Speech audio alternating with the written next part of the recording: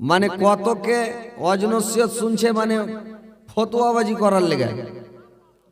কোন লোক যদি একটা আলেমকে ফতোয়া জিজ্ঞাসা করে, মাওলানা এই জিনিসটা কি হবে, আলেম বৈশা আছে, ও একটা পাবলিক হয়ে ফতোয়াটা দিয়ে দিলেন না এটা এরকম হবে, ভাবলেন তর্ক বিতর্ক শুরু করে দিয়েছে, মানে হবো তবে দেখো না এটা হবে। তার মানে এটা হচ্ছে একটা কিয়ামতের নিশানা, যে আলেম বসে থাকবে, পাবলিকে ফতোয়া দিবে। আর ওই জামানা চলে এসছে ভাই, নাকি? এটা যেমন সাধারণত হাল বাহালো ফতোয়া দিচ্ছে। তো কথা হচ্ছে যে অজ শুনে অজটাকে কাজে লাগান, ফতোয়াবাজি করতে যেতে হবে না, ফতোয়া নিয়ে বেশি তর্ক বিতর্কতে যেতে হবে না, তর্কতে মোটেই যাবেন না। তর্ক জিনিসটা খুবই খারাপ, হাদিস থেকে নিষেধ আছে, তর্কতে যাবেন না। কেউ তর্ক করছে তো বলেন ভাই মাফ করেন, আমি তর্ক করতে আসিনি ভাই, তর্ক করবো না, এটা বলে দেন, হটে যান ওখান থেকে। খালি বলে দেন ভাই আমি তর্ক করতে পারবো না ভাই, হটে যান, বাস আপনি লাভে থাকবেন।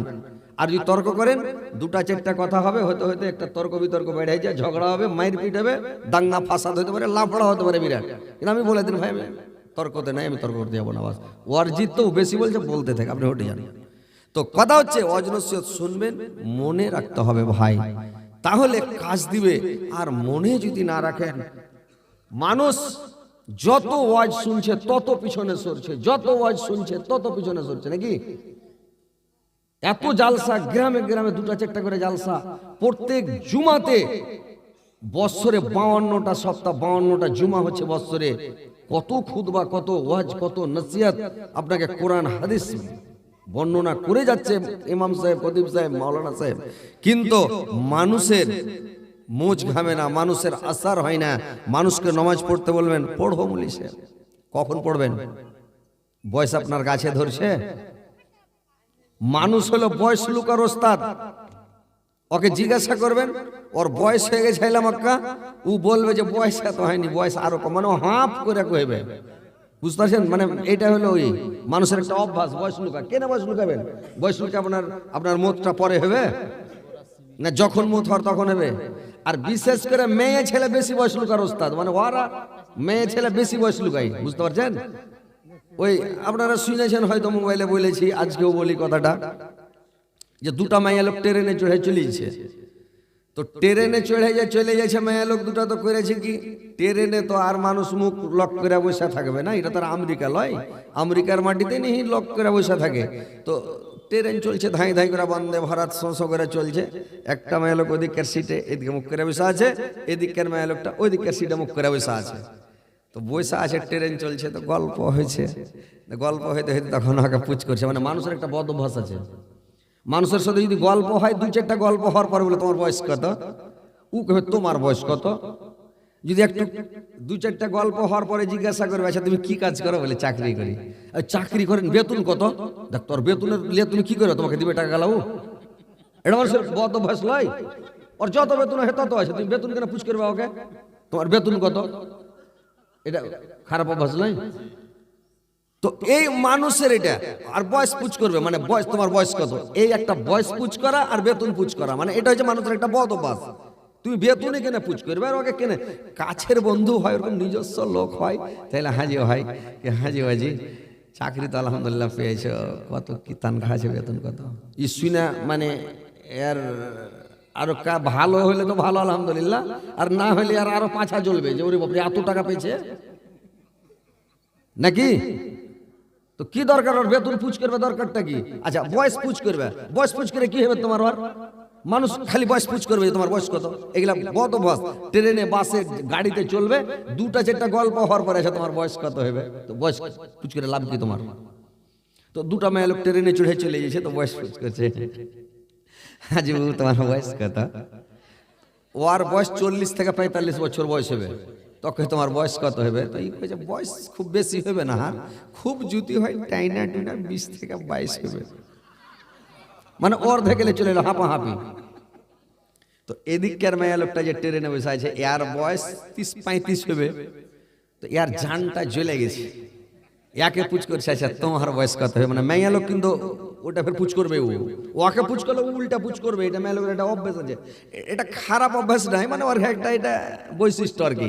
বলছে তোমার বয়স কত? তো ইয়ার জানটা রেগে আছে, তোর গাল ঝুড়ি ঝুড়ি হয়ে গেছে, তোর বয়স গড়ে গেছে, গালে ম্যাচতে পড়ে গেছে, আর তুই কইছিস 20 থেকে 22 হবে, 20-22 বছর বিয়ে হয়েছে, আর এই ছেলের মা হয়ে গেছে, বোঝা যাবে না যে ই আধসি? তখন ওর জানটা জেলা কইছে হার বয়স খুব যদি হয় 10 থেকে 12 হবে। বুঝতে পারছেন? জানের রাগে কইছে যে হার খুব হলে তাই না, তুই না খুব সে খুব যদি হয় তো 10 থেকে 12 হবে। তো এর ঘে দুজনের কথা শুনে ওই ট্রেনের উপর কাছে একটা বুড়া ছিল বসে, তো বুড়াটা বসে ছিল, তো আর একটাও চুল কাঁচা নাই, সব দেশি পাটের মতন হপ হপে হয়ে গেছে পেকে, আর একটাও দাঁত নাই, উঠে আবর হয়ে গেছে। 10 মাসা গরু কহে না, মানে গরুর দাঁত না থাকলে 10 মাসা কহে, তো ওইরকম একটাও দাঁত নাই, আবর হয়ে গেছে ও। তো বুড়াটা আর কথা শুনে লচ করে সিট থেকে গড়ে দুজনের দু ট্যাঙের মধ্যে লচ করে পড়ে গেছে, 2 সিটের মধ্যে গাপান করে দিয়ে। তখন ওরা তো চমকে উঠেছে মেয়ে লোক দুটা, তখনই পড়ি বুড়াটা কইছে দৌড়িয়া ধরগে মাগে, দৌড়িয়া ধরগে মাগে, আমি এখানে হইয়া পড়নু, আমি এখানে হইয়া পড়নু গে মাগে, আমি এখানে হইয়া পড়নু। আর বয়স হয়নি এখন 0, মানে 1 মিনিট 2 মিনিট করে শুরু হবে, 1 ঘন্টা 2 ঘন্টা করে। তো মাইয়া লোক দুটা চন্দি হয়ে গেছে, কোন ব্যাপার? বুড়া মানুষ আর কইছে এখানে আমি হইয়া পড়নু, কইছে তোমার কথার অনুযায়ী আমি এখানে হইয়া পড়নু, আর বয়সই হয়নি। তো মাইয়া লোক দুটা লক করে থেকে গেছে। তো ওইরকম ভাই বয়স লুকাইতে হয় না, মা বোনেরাকে বলছি বয়স লুকাইবে কেন? অরিজিনাল বয়স বলে দাও যে এত বয়স হয়েছে, কি হবে? বয়স লুকিয়ে কোনো লাভ আছে কি? তো এরকম মানুষের অভ্যাস হলো বয়স পুচ করা, আর মানুষের অভ্যাস হলো বেতন পুচ করা, যে বেতন কত নাকি, তো এগুলা করতে হয় না, জিজ্ঞাসা করবে না, বেতনও পুচ করবে না, চাকরি করছে করুক আলহামদুলিল্লাহ, যা করছে যত বেতন আছে তাই, আর বয়স যত হবে হোক, এরকম একটা অভ্যাস। তো যাই হোক আলহামদুলিল্লাহ, আপনারা শান্তি ভাবে বসেন। আপনারা কি ঘুম টুম আসছে নাকি? নিয়ন্ত্রণ আসছে কি? আসছে? নারে তাকবীর! হলো না, এটা ম্যাজিক্যাল হলো, পুরা করে দেন। নারে তাকবীর! আল্লাহু আকবার! মনে হয়েছে এটা সৌদি আরবের হৈদরি হাঁক একবারে, দেখছেন? আলহামদুলিল্লাহ, কত ভালো লাগলো সিনা ভাই। আপনারা ভালো হয়ে বসে থাকেন, সুন্দর হয়ে। ইনশাআল্লাহ আপনাদেরকে যে কথাগুলো বলবো খালি মন দিয়ে শুনবেন আর খালি মনে রাখবেন, বুঝতে পারছেন? যে আমি আয়াত পরিবেশন করেছি, ইনশাআল্লাহ সামনে রেখে 2-4টা কথা বলবো কোরআন এবং হাদিসের কথা। কথাগুলো খুব মূল্যবান কথা, মন দিয়ে শুনবেন বাস। যে আল্লাহ পাক বলছেন, বিসমিল্লাহির রহমানির রহিম, ইয়া আইয়ুহাল্লাযীনা আমানু যিকুরুল্লাহা যিকরান কাসীরান। হে মুমিনগণ, তোমরা আল্লাহকে অধিক পরিমাণে স্মরণ করো, আল্লাহকে কঠিন স্মরণ করো, সব সময় আল্লাহকে স্মরণ করো। তোমরা আল্লাহকে সব সময় উঠতে বসতে খেতে পেতে সব সময়ের জন্য আল্লাহকে স্মরণ করো, আল্লাহর তাসবিহ পড়ো, জিকির করো, সব সময় আল্লাহকে স্মরণ করো, অধিক পরিমাণে স্মরণ করো, খালি স্মরণ করতেই থাকো। ওয়াসাব্বিহুহু বুকরাতাও ওয়া আসীলা। আল্লাহ পাক বললেন তোমরা সকাল সন্ধ্যা বেশি বেশি করে স্মরণ করো। সকাল এবং সন্ধ্যায় তোমরা আল্লাহকে বেশি বেশি করে স্মরণ করো। তার কারণ ভাইরে আমার, ফজরের টাইমে ফেরেশতা বদলি হয়। আপনার যে ঘাড়ে 2 ফেরেশতা আছে, আর একবার বদলি হয় আসরের পরে, আসরের টাইমে একবার বদলি হয়, একবার ফজরের টাইমে বদলি হয়। যারা আসরে আসে সারা রাত্রি থাকে, ফজরের টাইমে চলে যায়, আবার ফজরের টাইমে 2টা ফেরেশতা এসে 2 ঘাড়ে বসে, আবার করে কি মানে আসর পর্যন্ত আর ঘাড়ে থাকবে, ওদের ডিউটি হলো আসর পর্যন্ত। ওই টাইমে ফেরেশতা চেঞ্জ হয়। আল্লাহর রাসূল বললেন তোমরা সকাল সন্ধ্যা বেশি বেশি করে তাসবিহ পড়ো, জিকির করো, আল্লাহকে বেশি বেশি করে স্মরণ করো। আল্লাহ নিজেই বলছেন তোমরা আমাকে অধিক পরিমাণে স্মরণ করো, তোমরা সব সময় তাসবিহ পড়ো, জিকির করো, সব সময় আমাকে তোমরা ডাকো, এবং সকাল সন্ধ্যা তোমরা বেশি বেশি করে আমাকে ডাকো। ভাইরে আমার, সকাল এবং সন্ধ্যা ফেরেশতারা যখন ট্রান্সফার হয়ে যায়, যখন সকালবেলা আসবে আপনার ফেরেশতা যখন লিখবে তখন যেন নেকি লিখতে পায়। কত মানুষ আছে যখন মানে করে কি সকাল হয় মোবাইল শুরু করে, ইউটিউব দেখে খারাপ জিনিস গান বাজনা শুরু করছে। আর কত মানুষকে দেখবেন ভোরের টাইমে কেরাত শুনতে হবে, কোরআন পড়া শুনতে হবে। কোরআন পড়তে জানেন আপনাকে কোরআন পড়তে হবে, আপনাকে কোরআন পড়া শুনতে হবে, জালসা শুনতে হবে। কিন্তু ওই টাইমে আপনি গানের বদলে জালসার বিনিময়ে কেরাতের বিনিময়ে আপনি গান বাজনা শুনছেন, আপনার ফার্স্টেই কিন্তু গুনাহ লিখতে লাগলাম। ওই ফেরেশতাটা যখন আপনার ঘাট থেকে ট্রান্সফার হয়ে চলে যায়, যাওয়ার পরে যখন আসমানে যাবে তখন ওর মনটা খুব ভারী, মনটা খুব বেজার। এবার আল্লাহ পাক ফেরেশতাদেরকে জিজ্ঞাসা করবেন কি ব্যাপার, কেন তোমার মন ভারী, কি ব্যাপার, কি হয়েছে? ওই লোক ফেরেশতাটা আল্লাহর দরবারে বলবে, হে পরওয়ারদিগার, এ আল্লাহ তুমি যার ঘাড়ে আমাকে পাঠিয়েছিলে আল্লাহ, ওই লোকটা বরবাদ হয়ে গেছে, হালাক হয়ে গেছে, নষ্ট হয়ে গেছে। ওই লোকটা সব সময় গান বাজনাতে মত্ত আছে, নাটক না ভেলে মত্ত আছে, কোন সময় তাসবিহ নাই, জিকির নাই, কোন ওয়াজ বাজাই না, নসিহত বাজাই না, কোরআন পড়া মোবাইলে শুনে না, সব সময় গান ভিডিও নিয়ে, সব সময় মানে গান বাজনা নিয়ে মেতে আছে। আল্লাহ লোকটা বরবাদ হয়ে গেছে, হালাক হয়ে গেছে, নষ্ট হয়ে গেছে। এই কথা বলে রে ভাই, আর যদি লোকটা নামাজ পড়ে, রোজা রাখে, লোকটা তাসবিহ পড়ে, জিকির করে, আল্লাহর শুকরিয়া আদায় করে, আল্লাহর জিকির করে, ওই ফেরেশতাটা নেকি লিখতে লিখতে যখন ট্রান্সফার হয়ে যাবে, ওই ফেরেশতাটা যাওয়ার পরে এইবার আসমানে যাওয়ার পরে খুশি, একবারে আনন্দ খুশিতে থাকবে। আল্লাহ পাক জিজ্ঞাসা করবেন, কি ব্যাপার, তুমি এত খুশি, কি হয়েছে? ওই লোক ফেরেশতাটা আল্লাহকে বলবে, হে আল্লাহ, তুমি আমাকে যার ঘাড়ে পাঠিয়েছিলে আল্লাহ, ওই লোকটা এত ভালো লোকটা কামিয়াবি হয়ে গেছে, আল্লাহ পাঁচ ওয়াক্ত সালাত আদায় করছে, নামাজ পড়ছে, আর লোকটা সব সময় তাসবিহ পড়ছে, জিকির করছে, সব সময় মোবাইলে তোমার ওয়াজ নসিহত শুনছে, আল্লাহ কোরআন হাদিসের কথা শুনছে, সব সময় ভালো কথা বলছে, সত্য কথা বলছে, মিথ্যা কথা বলে না। মোবাইলটা কানে ধরবেন ভাই, মোবাইলটা ধরে মিথ্যা কথা বলবেন না। মোবাইলটা যখন কানে ধরবেন, বাঁ কানে ধরবেন, ডান কানে ধরবেন না, মোবাইলটা বাঁ কানে ধরবেন। আর বাম কানে ধরার পরে হেলাও কথাটা মুখ দিয়ে যেন আপনার বের না হয়, মুখ দিয়ে হেলাও বলবেন না।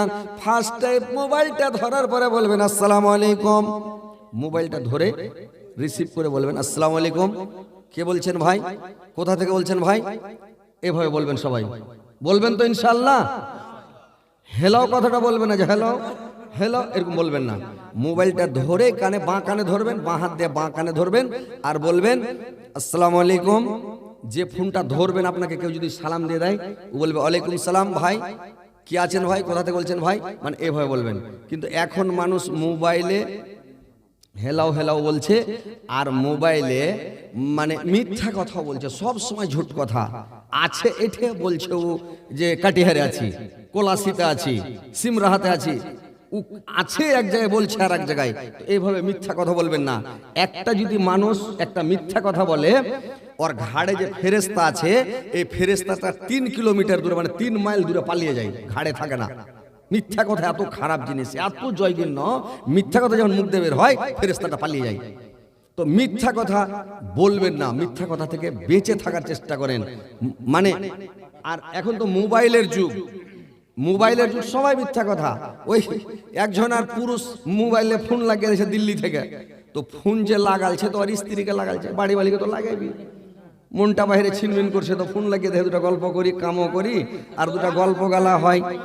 তো ফোন লাগালছে বেচারি, ফোন লাগিয়ে দিয়ে তান কয়েছে, 2-4টা গল্প করেছে, কেমন আছো সোনা, কি করছো সোনা, ভালো আছে জান, খেয়েছো সোনা, মনটা ভরে গেছে, কলজা ঠান্ডা হয়ে গেছে। তারপরে কইছে, হ্যাঁ রে তুই একবার করে কুছা কেন উচিত, কইছে কয়ে না যে সরম লাগছে, কইছে কেনে, কইছে এখন আমি ঝাড়া ফিরছি বাথরুমে, ঠিক আছে। ওর পুরুষটা কইছে ওই লাগা মেলা খান আমি গন্ধ পাচ্ছি, তো তোকে সরমে কহি না, কইছে। আর ও দিল্লিতে আছে, কহেন তো মোবাইলে গন্ধ যাবে যে ভাই, হ্যাঁ খেপার মতন কইছে মেলেন গন্ধ পাচ্ছে আমি সরমে কই না। তো এরকম মোবাইলে ভাই মিথ্যা কথা বলিয়েন না। আর মোবাইলে বড় মোবাইল এখন মানুষকে যতই যা করেন যাই করেন, খেতে যদি না দেন তাও ভালো, কিন্তু মোবাইল ছাড়বে না। মোবাইল ছাড়বে? ব্যাটাকে আপনি রুখতে পারবেন? মুর্শিদাবাদে একটা চাংড়া ওর বাপকে কইছে আবাজি, কইছে কিরে, কইছে 300 টাকা দাও। কইছে কেন? কইছে মোবাইল রিচার্জ করবো। মোবাইল রিচার্জ করবি? তুই মোবাইল রিচার্জ করে কি করছিস? পয়সা নাই, রিচার্জ করতে হবে না। কইছে দেখো তোমাকে ভালো করে কইছি 300 টাকা দাও, মোবাইলটা রিচার্জ করবো। ভালো চাও তো দিয়ে দাও, আর না দাও তাহলে আমি ব্যবস্থা করছি। টাকা নাই, যা পারবো না আমি, চলে যা। খালি রিচার্জ রিচার্জ, 1 মাস হয় না 28 দিনে রিচার্জ রিচার্জ রিচার্জ। ই তখন কইছে দিবা না তো? কইছে না। বাজারে গেছে আপনার কলাসি, 60 টাকা দিলে মনে ছিঁড়া ছিঁড়া ছিঁড়া দিয়া 10 টাকা দে, ভিক্ষা চাইতে লেগেছে। দোকানে দোকানে যে ভিক্ষা করছে, 150 টাকা উঠিয়ে লেছে। একটা চ্যাংড়া যে ধরুন আর বাপকে কইছে তুমি খবর কিছু জানো? কইছে কি? তোমার ওটা ভিক্ষা চাইছে, মোবাইল রিচার্জ করবে। সেই মানে মোবাইল রিচার্জ করবে, তাহলে ভিক্ষা চাইছে। হ্যাঁ রিচার্জ করে নেবে, মানে একবার রিচার্জ করে নিবে, 1 মাস মাস্তি করবে। ই খ্যাপা যায় করেছে কি, তখন ওর বাপ কইছে বাপরে ধর মান ইজ্জত গেল, আর বেটা যদি ভিক্ষা ধর মান ইজ্জত গেল। ই দৌড়ি আইসা দেখছে তো ঠিকই, দিয়ে কইছে চল বেটা চল, কি করছিস, চল চল চল। কইছে থাম হব্বা, 150 হয়ে গেছে, আর 100 টাকা করতে দাও তো 250 টাকাতে রিচার্জ করে নেবো। কইছে দেখ বেটা তোর পা ধরে কইছি বেটা চল, হার ধন চল, তুই হার ইজ্জতটা মাটি করিস না।